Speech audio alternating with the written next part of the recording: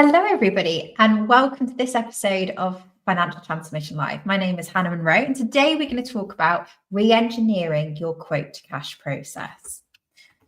So in today's session, we're going to cover a framework for how to approach thinking about your process. What is the steps that you need to go through, how to prioritize different changes within your process, key information you need to gather to make sure that the new process that you put together is fit for purpose, and how to run strong process mapping sessions with your team and wider stakeholders. I'm also going to give you some hints and tips, things that I've seen that have gone wrong in different processes, so that you can know to avoid them. So for those of you that don't know, my name is Hannah Munro. I'm Managing Director and Transformation Lead here at ITAS.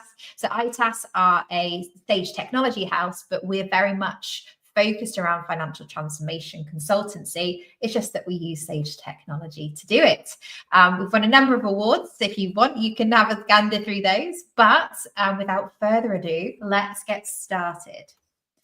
So the case for process excellence. So why do we want to rethink our quote to cash process? Well, there's lots of reasons. So firstly, speed to output.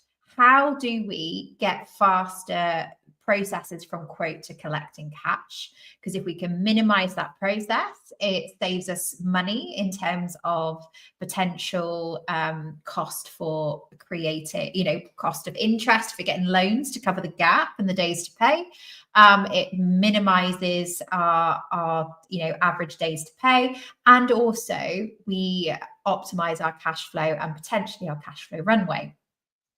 It also gives us capacity for growth and value add. We all know that growing a business is hard. It's even harder when your overheads have to keep pace with your revenue generation. So how can we create capacity for growth and value add without necessarily adding more heads into the business?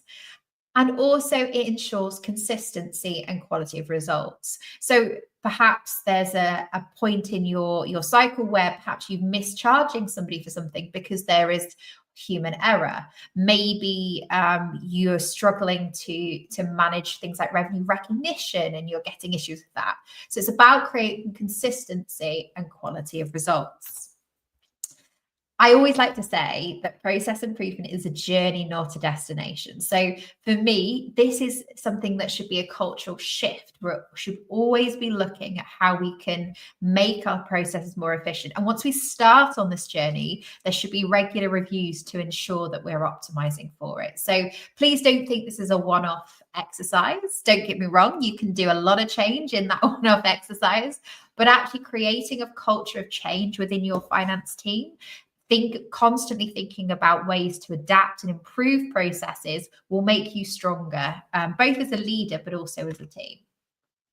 So when I'm thinking about how I approach process re-engineering, I tend to think in 6 key steps. So first is the initiation stage. Now, during that initiation stage, I'm really looking to get buy-in, to establish the reasons for change, identify key objectives, and make sure I've engaged with the wider stakeholder group. And I'm going to talk a little bit about that in more detail. But fundamentally, a lot of people think that quote to cash is a finance process, and fundamentally it's not. Actually, what you need to do to make this effective is to engage with the wider organization, to work across teams and across departments in order to drive change. And some of the key issues that you will see if you do this is if you don't engage the right stakeholders early on. So thinking about their capacity, their availability, but also what do they want to get out of this process? And I'm a big believer in making sure that they have a reason to support this change as well, because that, again, drives commitment and a willingness to dedicate time to it. Because let's be honest, all sales want to do is focus on hitting the number. Anything that can help them do that is something that they will give time for. If it doesn't help them do that, and it doesn't help them, generate more revenue with a higher profitability, you won't get their attention. So it's really important that you have those conversations nice and early on, and you get commitment at a strategic level, but also at an operational level for this change. And then assessing, right? So a lot of people will jump straight into redesigning the new process. Fundamentally, I think it's really important that you spend the time understanding your current process, right? Unless you are literally going to rethink your business model as part of this change, or you're at that really early stage where you don't really have processes, you really need to have an as is process to use as a basis for your analysis and process improvement efforts. At the worst case scenario, it becomes a validation tool. So you can review your as is process and match that against your to be processes and make sure they align. But fundamentally, it's not just about have you produced a document, it's about exploring your current processes and making sure you actually understand them before you go out and design a new one. And I've seen so many projects where, and this is why I'm a firm believer in, as much as us consultants are fantastic, you need your team involved in this process. You can't design a process without the people that are doing that process being involved. So making sure you're going through that assess phase, that you are speaking through to the team, your understanding of your use cases. We're going to get into that in a bit more detail, and that you're getting into the detail of how your current process works is really important. And obviously working with your CRM, Salesforce, to think through, okay, how can we do that? Because what I often find is that, particularly with finance processes, if you can nail the upstream process in Salesforce, sort out the integration between your two systems, then actually the rest starts to lead on. And so that's why it's so important to engage all stakeholders early on in the process. Then comes the analysis. So working through the processes. So identifying, understanding where are the pinch points, like where are the bottlenecks, where does stuff slow down? And depending on what you're trying to achieve, you might decide to do some time mappings, because there's two ways to think about the objectives of a process engineer. It could be, how are we increasing the quality of what we're producing? It could be, how are we speeding up the time to do it? It could be, as in, how long does it take us to get from quote to getting cash in the bank? Key objectives could be, actually, we want less man hours so that we can scale and we can grow. Whatever is your objectives for this process, that's what you would then use to, analyze your existing process and assess what the options are for how you improve it. So, for instance, if your key thing is, I want to speed up the time we get from the salesperson given a quote to when we receive the cash in the bank, what you need to look at is, for each stage of the process, how many days does that take? If it's about productivity, then for each stage, you analyze the productive time. Yeah. And how many man hours does it take? Because that will give you an idea of the capacity piece. So again, if we go back to that initiation stage, one of the key things you need to think about is, what do I want to get out of this? How am I measuring success in this process? And what else do I need to think about as I go through this? Now, the decide phase is where you will put forward some options. And again, you can think about those options in terms of how much time we're going to save, how easy it's going to be to make that change. There's a lot you can think about, the cost it's going to take to do that change. There are lots of things that you can use to prioritize, to decide, and putting options. And staying as you are is an option, right? I think sometimes people forget that. But what they also don't do, if they don't forget it, what they don't do is calculate, what is the actual cost of doing nothing? What does that look like? So that's really important to understand. And then, pilot, run it past the suggested new process, past the new key stakeholders. What are their thoughts? How does that work? And then go through the implementation and driving that change. And I've done lots of sessions on implementation and things like that. So please go back through and look at some of the change cycle stuff if that's of interest. And of course, great question. Will the slides be available after? Absolutely. They will be available on our website. We have a whole section dedicated to Financial Transformation Live. So please click on the resources and go to Financial Transformation Live. Okay. So where should you focus your process engineering efforts? So we talked a bit about establishing our goals for this particular process. So looking at time spent, volume, so where are we seeing particular volumes and increased, issues there? Strategic priorities. So sometimes in order for you to maybe launch a new product or a new service, you need to adapt some part of your sales, your quote to cash process. So thinking through, does that have an impact? What's the impact of doing that? It could be that whilst you might have a time issue, actually one part of the process maybe takes 15 days. And if you get rid of that part of the process and shrink it down to 3, you can dramatically increase your time from initial quote to cash collected. And always think about creating wins for sales. There is nothing more powerful than having a way to go to the sales team or the revenue team and say, if we do this change, if we improve this process, if you reduce this, the different use cases that you're looking at, this is how it will impact you and increase your ability to do your job well. So wherever possible, creating wins for sales, and also, the CRM team. I do think of those pieces, but making sure that the team that look after your CRM are engaged in this process is also super important. So sorts of things that you should consider and questions to ask about your process. So is there any parts of a process that are redundant? A lot of processes have evolved over time, and it's nobody's fault, but very rarely do things get questioned. The process has always worked that way. We've always done it that way, but just almost taking the opportunity to step back and go, can we remove that? Could we get rid of that part of the process? Does that part of the process add value? If it's not adding value in terms of speed, control, as you go through this, then you might want to think about, getting rid of it. How well does this process align with where we're looking to go as a business? What does the management and what does the team want from this process? And does this current process or the as-is process deliver on that?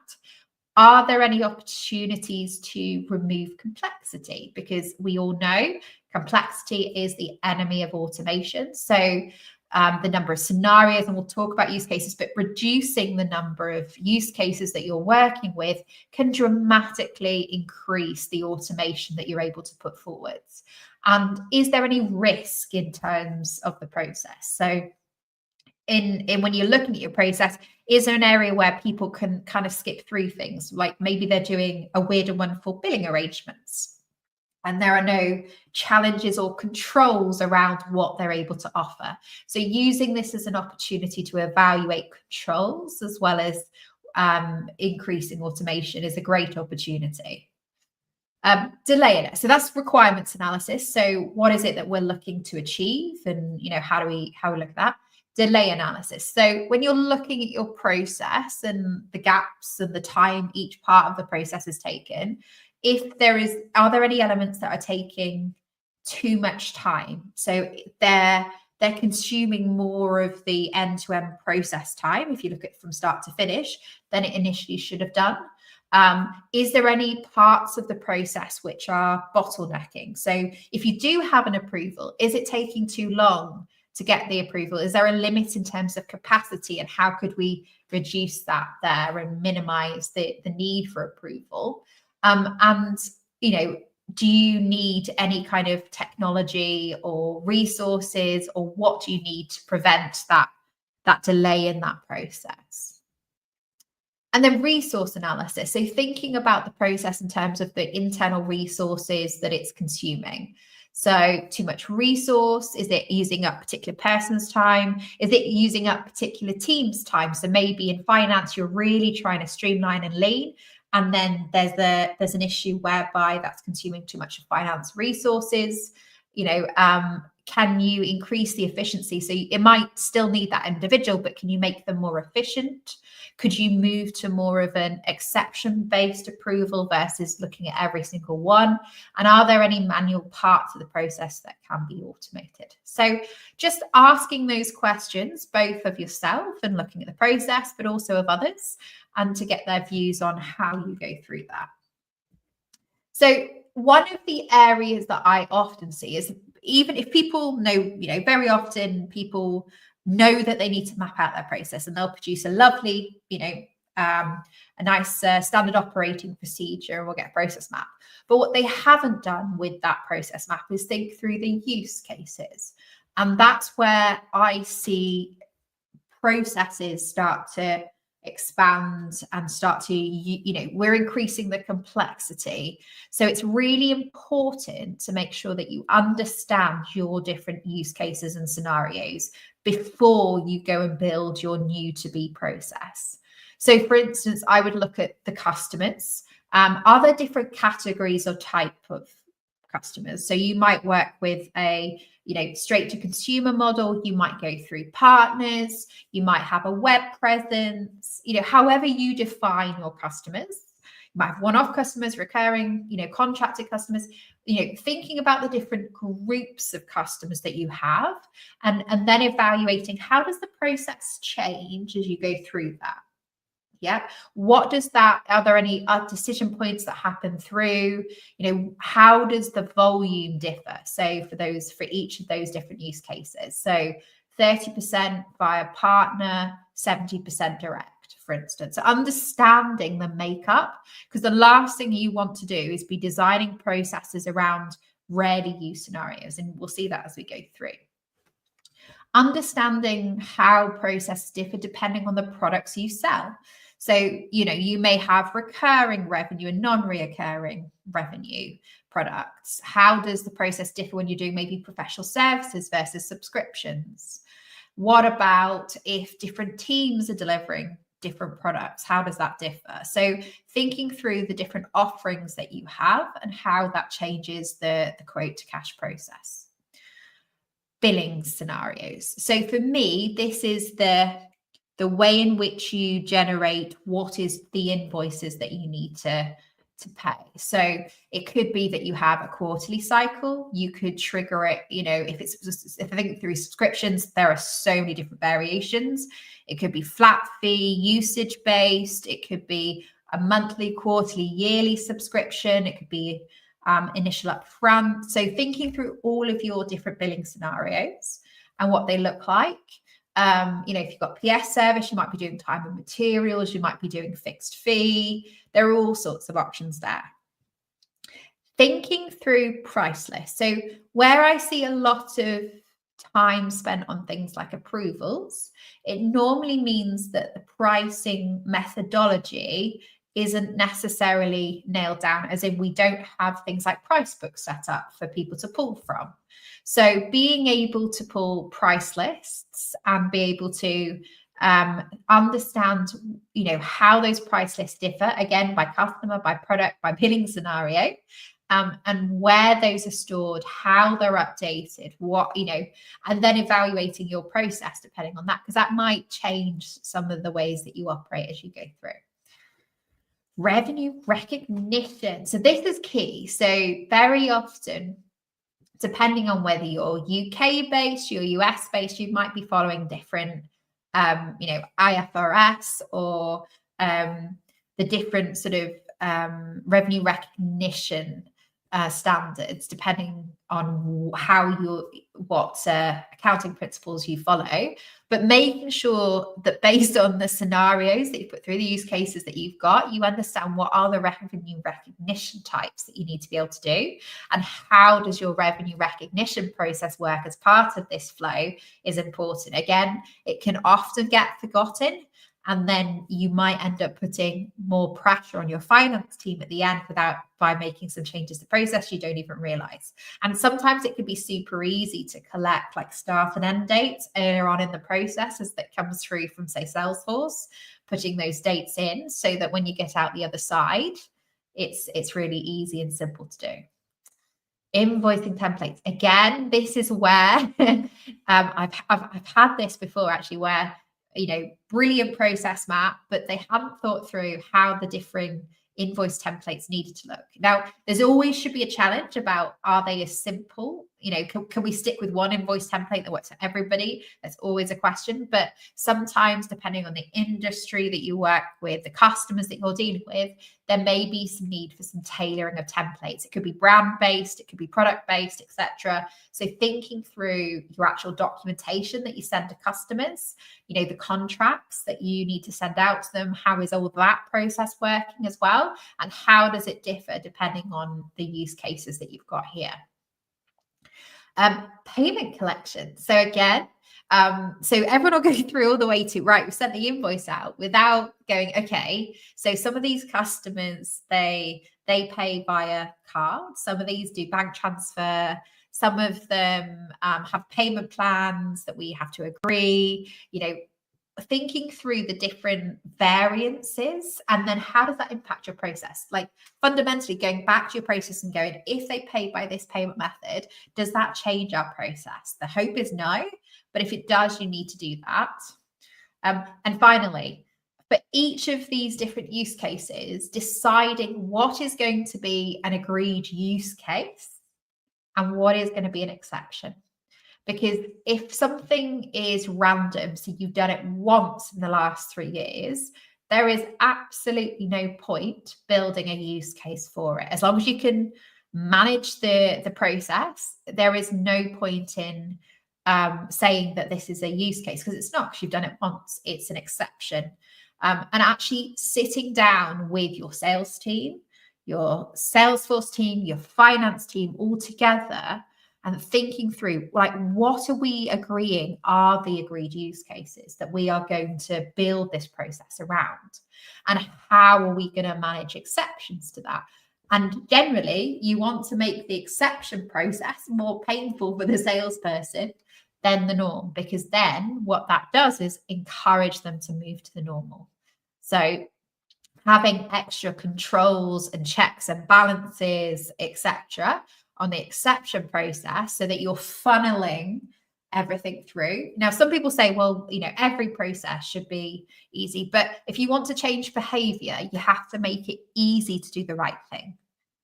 If you've ever read any of some great books out there around how shopping, how Tesco's and Morrison design their shops to encourage certain behaviors, and it's about perceived effort from the individual. So if you make it easy, if you guide people, nudge is one of my favorites, actually. I was trying to remember the name of it, but if you guide people towards making the right decisions, by making the decisions you don't want them to make a little bit harder, then they will naturally do that. Path of least resistance, as they like to call it. So thinking through your use cases, defining those use cases, assessing your process against those use cases, and agreeing what are going to be exceptions and what does the exception process look like.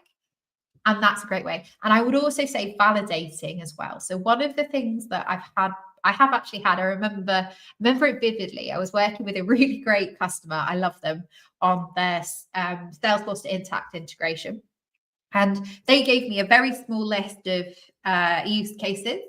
And I was like, great, okay, this is going to be really simple. But actually, one of the things that we did was say, right, give me a random set of contracts. Let's validate the use cases that you've given us. And let's work through each of those contracts to see, how much sits in those use cases. What does that actually look at each stage of the process? So we looked at them in Salesforce, we mapped them through.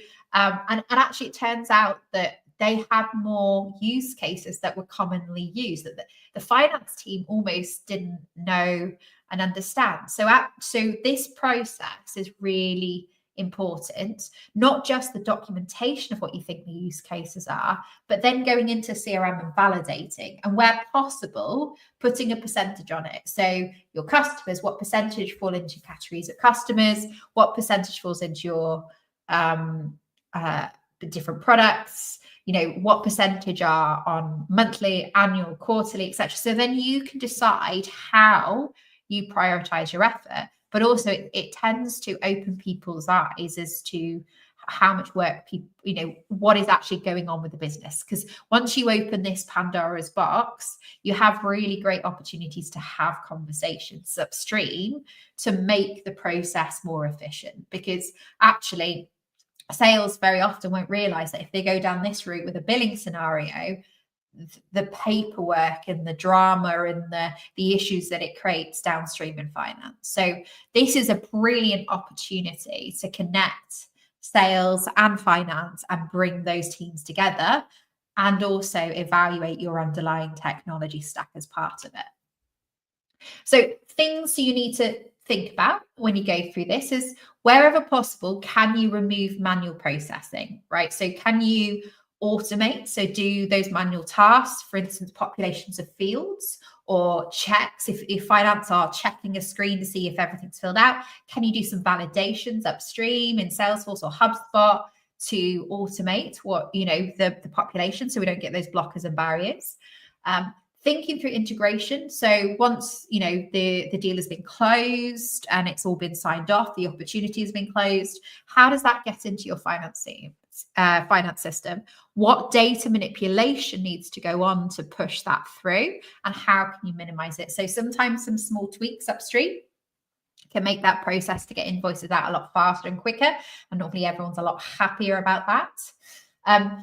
Looking at what spreadsheets you have around billing, invoicing, revenue recognition, etc. I remember going in to a customer and they were obviously doing everything in sales. They had this amazing, really good Salesforce setup, but then they were generating invoices via Excel spreadsheets and then posting the final amounts into their finance system. So just making sure that you're really getting into documentation, not only documentation, but things like, what spreadsheets are we holding? And one customer that was, every time they sold something, was creating a line in their rev rec sheet. So how can we automate that? And looking at those things and reporting. If people are manually pulling reporting around rev rec, around billing, around invoicing, around sales, how can you help those processes improve? And standardizing approvals and conversations and getting them out of email. So wherever possible, moving to digital, like things like if you're using Salesforce, using Chatter, HubSpot, adding comments, to really get processes into digital systems with a track. So when you go back in, when it hits finance, they've got all of the traceability around why this deal has been approved to have this particular structure. And what can go through without approval, what needs an approval process. And I think really important is challenging the wider organization when choices that they're making upstream are hampering efficiency. We always want to try and create opportunity for them to sell more. And I think that's really important when you're looking at quote to cash. So if implementing a new technology or an integration can help you increase the number of billing scenarios that you offer, right? Increase the flexibility, then do it. Increase the payment options that you can offer. Why wouldn't you do that? But also that has to come with we need to have a conversation about, maybe you're being a bit too generous with your customers around payment terms. We need to have this as standard, and this needs to be an exception. It needs to have approval. So really using this as an opportunity to bring, top level stakeholders, executive stakeholders, your head of revenue, your head of finance together to have conversations at strategic level, but also at an operational level, making sure you're having those conversations to minimize the amount of exceptions you're dealing with. And if you get stuck, so once you've got your as-is process, and for anyone that doesn't know how to map out their as-is, I've done a really good session previously on how to process map, as in how do you actually put a process map together? What does that look like? It's called, actually Meg put it in the chat nice and earlier on. So the how to process map, so approach to, and if she hasn't, Meg, if you wouldn't mind popping that in for us, it's basically, taking you through the basics of how you do a process mapping session. So once with your process map in front of you, if you're stuck, my tool is just ask why. So why do we do this part of the process? Why does it go to finance? They have to generate the invoice. Okay, so why do they have to do so many different invoice layouts, for instance, and going in there? And there's lots of tools you can use, and I actually include a couple of them in my BPM guide, which I'll give you the link to as well. But you can do things like fishbone diagrams, understanding what makes up a process to go through. But generally, the best way I've found to kind of prompt thinking is, what if tomorrow we were 10 times the size? What if we had 10 times the amount of orders to deal with? Where would we hit the blockers, right? Because with gradual growth, it takes a while to feel it, but kind of giving them that image in their head of you're going to have 10 times the amount, it kind of focuses everyone's attention on the real things that drive issues and take a long time. So, because then it also gets into the volume piece as well. So common mistakes. So where do I see this process going wrong, as in the evaluation of this process going wrong? Not involving sales. And when I say sales, I also mean your CRM team. It is critical you get buy-in from your CRM administrator and or IT leadership, depending on where it is, and making sure that you connect at both the strategic level so that you've got that strategic support, but also an operational level. Not mapping out use cases, and not validating them. And when I say validate, I mean literally going into CRM, pulling out the records and seeing whether that data is actually in there. I think sometimes getting overwhelmed by the number of use cases. So again, that process which you say, of these use cases, what are the most important ones? Where do we see the highest volume, and doing those first? And agreeing the exceptions list. So what are you not going to design the process around? What are the exceptions? And then agreeing an exception process so that if things fall in. And then, of course, you need to monitor that. So as you go live with your new process, monitoring how many of those transactions fall into the exceptions process will give you a good guide as to whether what you've done is right. So either you need to have a conversation with sales about how many are falling into exceptions, or you've not classified your exceptions well enough. And actually, some of the exceptions are the rule. So you need to go back to the drawing board and reevaluate your use cases. Think future as well as current. So particularly, perhaps you're launching a new product in the next couple of years, or a new service, or you're looking to do some M&A and acquisitions and thinking about how their use cases and business model works. Is really important. So think future in terms of volumes. What an interesting exercise to do is to take your current process and say, okay, what are our goals for the next 5 years? When we get to that 5-year point, what does that process need to look like in order for us to get there? So where would we have blockages, bottlenecks, etc.? Because that can help you get some priority around it. Because if finance are going to be a blocker because they've not got the right technology, the right tools, the right reports, the right processes, then that gives you a really great business case to start working towards that. And take this as an opportunity to simplify. Complexity, and I'm going to keep saying this, complexity is the enemy of automation. If you can't control the complexity, then you are going to, unfortunately, have, you're always going to have that lean on people rather than systems. So whatever you can do to minimize complexity at every stage of the process, do it, because less options means less things you have to think about. And sometimes actually saying that whole percentage piece can help you make some decisions about whether you actually take out some options that you currently have on the table and reduce the options and scenarios and use cases that you work to, because then it makes your processes simpler and more efficient, and you have less to optimize against. Okay, so top tips: focus on the areas of the process that matter, that have the biggest impact in terms of your objectives. Split the load. So process mapping is a team responsibility. So it might be that you you get, you pair people up from sales and finance and go and look at different parts of the processes and use cases and then come back. Schedule regular time. So it's really important you create momentum and a pace around change. Agreeing the process you're going to follow, what are the key steps, and keeping everybody updated, and making sure you're communicating across all teams and keeping it on the to-do list for the executive team. Visibility there is really important. And use the process mapping piece to drive discussion and change.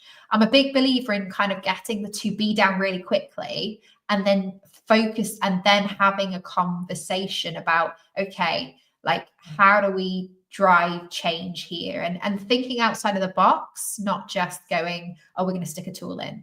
What can you do to explore the options for how you make this process more efficient? And it shouldn't just be, it could be skills, it could be technology, it could be the options, it could be the conversations, the etc. that you're having and you put in front of people. It's not just technology. I know obviously we're a technology house, so you might feel that's strange, but very often a lot of the work we do is supporting the wider process piece rather than technology. And document as you go. Invest in getting your team comfortable with digital tools. My personal tool of record is, and the one that we like to use, is Lucid. I find it a lot easier. The Visio, but Visio, comes, you can buy that as part of your 365 subscription. So often people use that as well. For me, it doesn't matter what tool you use as long as you get it down. And making sure that you can do it in conversation makes things a lot easier. Some of the team will be laughing when I say, we used to use, Post-it notes, and there's always a good place for brown paper and Post-it notes. But very often, if you can get it straight onto digital, one, it's easy to work with, people working from different locations, and two, you don't necessarily have all the time documenting afterwards. So I am a personal believer in documenting with digital tools from the get-go rather than post conversation, but each their own. As long as you get it down, doesn't matter. Okay. So when you're doing the process analysis, I've just pulled this out of a previous session I actually did. So just a couple of hints for running good sessions. Nominate a facilitator and a documenter. So who's going to manage documenting as you go with the digital tools, and who's going to kind of manage the people in the conversation and be the facilitator. This is often a great role if you're going to get, consultants in, because they can very often make sure that everybody in the room is contributing and feels like they have a voice, and that they can kind of balance some of the feedback and make sure that you're not, no one person is kind of over participating, and that everybody gets a chance to feed in. Clearly say when you're going to start and when you stop. So what is the process? What part of the process are you mapping, and where does it finish and end? And if it sits out, and if there's things you want to note that sit outside of, that's fine. Just take a note, but move on. So keep on track in terms of what you're covering. Clearly identify scenarios and use cases, which we talked about. Map out and validate the process before redesigning, right? So get the current process down as quickly as you can so that you can spend the time on discussion. This is not the why do we do that, is not the time. When you're doing the as is, just really focus on the what we do, and then come back to the why we do it. Just make a note. Is there anything that you need to flag or note that you need to get into? Just make a note, but really focus on it. And nothing is on the table, off the table. So really thinking outside of the box in terms of, well, what if we didn't offer this particular product? Does it, because sometimes when you look at the time it takes to get something out to customers, there's a genuine question in terms of the value it offers. So just really taking this as an opportunity to challenge how things work, who does what as well. Is there other ways that you can deliver the same result? Focus on the discussion, but try to take notes as you go. Obviously, using note-taking tools, making sure you're recording any online meetings, doing your best to record any discussions when you're in situ as well, and make sure that you validate. So run it past those that are doing the process. check it against your use cases as you go through, because that can often surface parts of a process that you didn't even know existed. And sometimes I have to say, actually following somebody do the process, they don't almost know what to do, because I've seen it before, they'll say this is the process, and then all of a sudden when you're watching them do the process, a spreadsheet will pop up that they don't even realize it's part of the process, but they do it. So it's always really interesting to do that validation piece.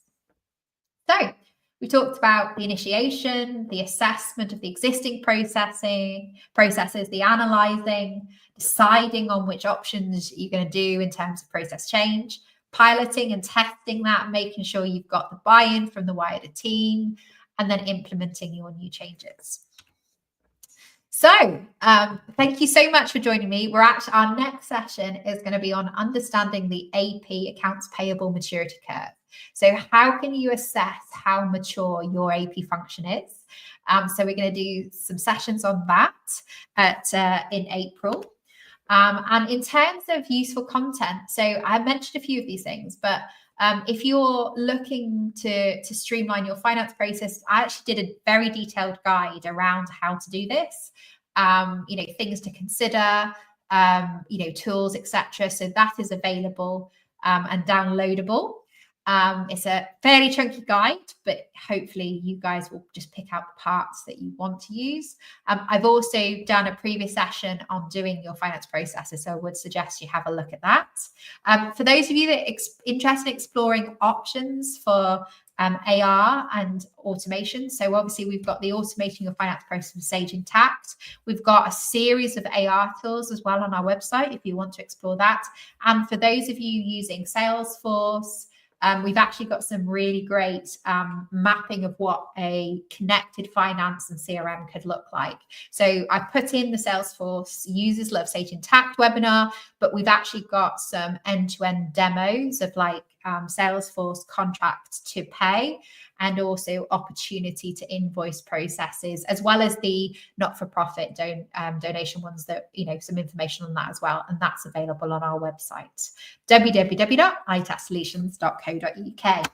Well, thank you so much for joining us. If you'd like to learn more, perhaps there's some questions that you have that I didn't cover, maybe some inspiration for some follow-up sessions, I would love to hear it. My contact details are on there.